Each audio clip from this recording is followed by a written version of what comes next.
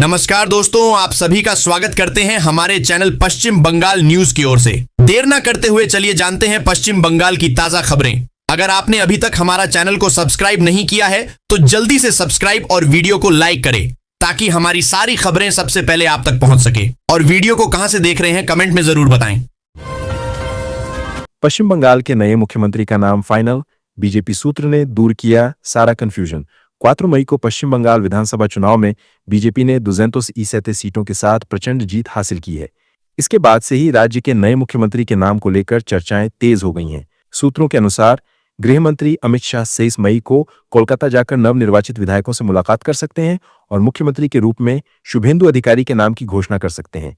शुभेंदु अधिकारी तृणमूल कांग्रेस में रह चुके हैं और उन्होंने नंदीग्राम और भवानीपुर सीट पर ममता बनर्जी को हराया है। उनके पास नेता प्रतिपक्ष का भी अनुभव है। पीएम मोदी की तरह नंदीग्राम छोड़ भवानीपुर को चुनेंगे शुभेंदु अधिकारी या चुनेंगे नई राह? फैसला 10 दिन में। पश्चिम बंगाल विधानसभा चुनाव में महानायक बनकर उभरे भाजपा के नेता शुभेंदु अधिकारी इस वक्त दोराहे पर खड़े हैं। उन्हें नंदीग्राम और भवानीपुर में से एक को चुनना है। दोनों सीटों से जीते शुभेंदु के पास अभी 2 रास्ते हैं। पहला ये कि वह प्रधानमंत्री नरेंद्र मोदी की तरह अपने गृह जिले को छोड़ दक्षिण कोलकाता की सीट चुने। दूसरा ये कि वो भवानीपुर को छोड़ नंदीग्राम के विधायक बने रहें। शुभेंदु पूर्व मेदिनीपुर जिले की नंदीग्राम सीट को छोड़कर भवानीपुर विधानसभा के विधायक बने रहेंगे या नंदीग्राम सीट को ही छोड़ेंगे। पाल्टेचे एई बार एलो बीजेपी सरकार। बंगाल में भाजपा के विजयगान वीडियो में दिखा मोदी का जादू और जीत का जोश। पश्चिम बंगाल की राजनीति में 51 साल बाद हुए सत्ता परिवर्तन को भारतीय जनता पार्टी ने एक जोश से भरे वीडियो के साथ सेलिब्रेट किया है। वीडियो का टैगलाइन है पाल्टेचे एई बार एलो बीजेपी सरकार, अर्थात इस बार बदल गया है, बीजेपी की सरकार आ गई है। 2 मिनट के इस वीडियो में बंगाल के कोने कोने में खिले कमल और प्रधानमंत्री नरेंद्र मोदी की रैलियों में उमड़े जनसैलाब को दिखाकर यह संदेश देने की कोशिश की गई है कि अब बंगाल में सोनार बंगला का सपना सच होने वाला है।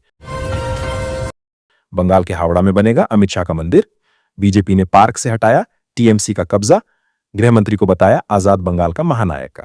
पश्चिम बंगाल के हावड़ा में राजनीतिक पारा उस समय 7वें आसमान पर पहुंच गया जब भाजपा कार्यकर्ताओं ने मध्य हावड़ा के एक सार्वजनिक पार्क को तृणमूल कांग्रेस के कथित अवैध कब्जे से मुक्त कराने का दावा किया। रामजी हाजरा लेन स्थित इस पार्क में न केवल ताले तोड़े गए बल्कि वैदिक मंत्रोच्चार के साथ भव्य यज्ञ भी किया गया। सबसे चौंकाने वाली घोषणा भाजपा नेता शिवशंकर साधु खान ने की, जिन्होंने यहां देश के गृह मंत्री अमित शाह के नाम पर भव्य मंदिर बनाने का ऐलान किया है। बंगाल में सरकार गठन की उल्टी गिनती शुरू। सीईओ ने राज्यपाल को सौंपी विधायकों की लिस्ट। क्या करेंगी ममता बनर्जी?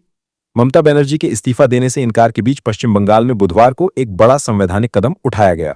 राज्य के मुख्य निर्वाचन अधिकारी मनोज कुमार अग्रवाल ने लोक भवन जाकर राज्यपाल आरएन रवि से मुलाकात की। इस दौरान उन्होंने नवनिर्वाचित विधायकों के नामों वाली आधिकारिक राजपत्र अधिसूचना राज्यपाल को सौंप दी। ये एक अनिवार्य वैधानिक प्रक्रिया है जो चुनाव नतीजों के बाद नई विधानसभा के गठन का रास्ता साफ करती है। अब सबकी नजरें राज्यपाल पर टिकी हैं। रविंद्र जयंती पर 9 मई को ब्रिगेड परेड ग्राउंड में शपथ लेंगे भाजपा के नए सीएम। मौजूद रहेंगे पीएम मोदी और शाह। पश्चिम बंगाल की राजनीति में एक नए युग का सूर्योदय होने जा रहा है। 51 साल के ममता बनर्जी शासन के अंत के बाद अब भाजपा अपनी पहली सरकार के गठन के लिए तैयार है।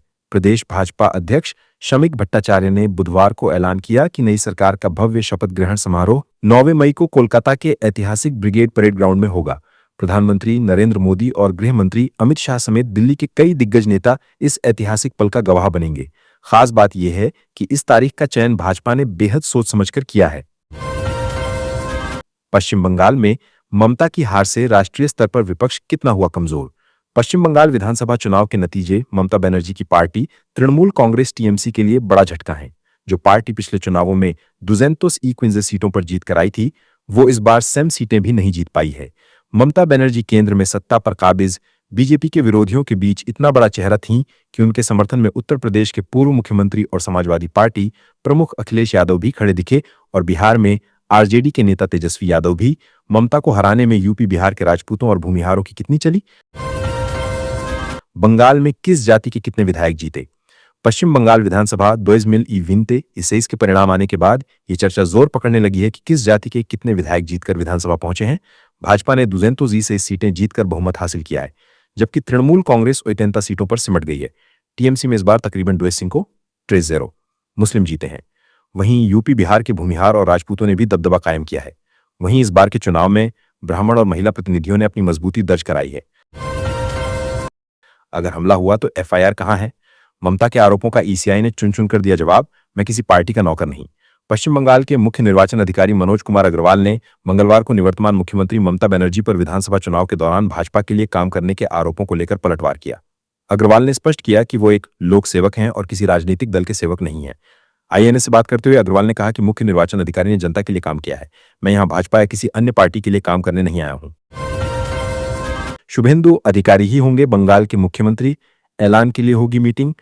भारतीय जनता पार्टी जल्द ही पश्चिम बंगाल के नए मुख्यमंत्री के नाम का ऐलान कर सकती है। खबरें हैं कि शुक्रवार को इस संबंध में भाजपा बड़ी बैठक करने जा रही है। संभावनाएं जताई जा रही हैं कि इसके बाद विधायक दल के नेता के नाम की घोषणा हो सकती है। भाजपा ने बंगाल का पर्यवेक्षक केंद्रीय गृहमंत्री अमित शाह को नियुक्त किया है। भाजपा ने बंगाल में 207 सीटें जीती हैं। शुक्रवार को भाजपा के विधायकों की बैठक राजधानी कोलकाता में होने जा रही है। ममता बनर्जी की जिद पर भड़के जेठमलानी, कहा इस्तीफा न दें तो धक्के मारकर निकालें, वो अब ऑफिस में घुसपैठिया। बंगाल विधानसभा चुनाव 2026 के नतीजों में भारतीय जनता पार्टी की प्रचंड जीत हुई है। इसके बावजूद मुख्यमंत्री ममता बनर्जी ने इस्तीफा देने से इनकार कर दिया है। इस प्रदेश के सबसे बड़े वकीलों में शुमार महेश जेठमलानी ने अपने गुस्से का इजहार किया है। उन्होंने ममता बनर्जी के इस कदम को भारतीय लोकतंत्र और संविधान के लिए एक खतरनाक स्टंट करार दिया है। महेश जेठमलानी ने स्पष्ट शब्दों में कहा कि एक बार जनादेश हारने के बाद मुख्यमंत्री का पद पर बने रहना पद पर अवैध कब्जा है। आईपीसी से सपा ने तोड़ा नाता, बंगाल चुनाव में ममता की हार के बाद अखिलेश का बड़ा। पश्चिम बंगाल में ममता की हार के बाद समाजवादी पार्टी ने चुनाव प्रबंधन कंपनी आईपैक से नाता तोड़ लिया है। लखनऊ में प्रेस वार्ता के दौरान अखिलेश यादव ने एक सवाल के जवाब में कहा कि हाँ, हमारा संबंध उनसे था, कुछ महीने हमारे साथ उन्होंने काम किया, अब हम साथ काम नहीं कर पा रहे हैं, फंड की कमी है, हम इतने फंड नहीं दे सकते हैं। कई कंपनियों के नाम भी लिए। दरअसल आईपैक के पास ही पश्चिम बंगाल में ममता बनर्जी के चुनावी कैंपेन की जिम्मेदारी थी। मार्कंडेय काटजू का दावा, बीजेपी में शामिल हो सकती हैं महुआ मोइत्रा, सागरिका और सायोनी घोष। पश्चिम बंगाल विधानसभा चुनाव 2026 के नतीजों ने राज्य की सियासत में भूचाल ला दिया है। 294 सीटों वाली विधानसभा में बीजेपी ने 207 सीटों पर प्रचंड जीत दर्ज कर सत्ता पर कब्जा कर लिया है और ममता बनर्जी की टीएमसी महज 80 सीटों पर सिमट गई है। इस करारी हार से बौखलाई ममता बनर्जी ने मुख्यमंत्री पद से इस्तीफा देने से इनकार कर दिया है। दूसरी ओर टीएमसी में बड़ी टूट की सुगबुगाहट तेज हो गई है। सुप्रीम कोर्ट के पूर्व जज मार्कंडेय काटजू के बयान ने बंगाल की राजनीति में खलबली मचा दी।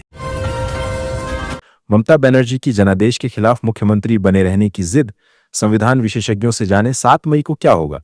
पश्चिम बंगाल विधानसभा चुनाव में भारतीय जनता पार्टी भाजपा को मिले 2/3 बहुमत के बाद मुख्यमंत्री ममता बनर्जी के इस्तीफा देने से इनकार ने देश में एक नया संवैधानिक संकट खड़ा कर दिया है। बंगाल चुनाव परिणाम 2026 को साजिश बताकर ममता बनर्जी पद छोड़ने को तैयार नहीं है तो देश के दिग्गज संविधान विशेषज्ञों और कानूनविदों ने साफ कर दिया है कि उनके पास अब कोई विकल्प नहीं बचा है। विशेषज्ञों का मानना है कि यदि वे सम्मानजनक तरीके से इस्तीफा नहीं देती हैं तो राज्यपाल के पास उन्हें बर्खास्त करने का पूरा संवैधानिक अधिकार है।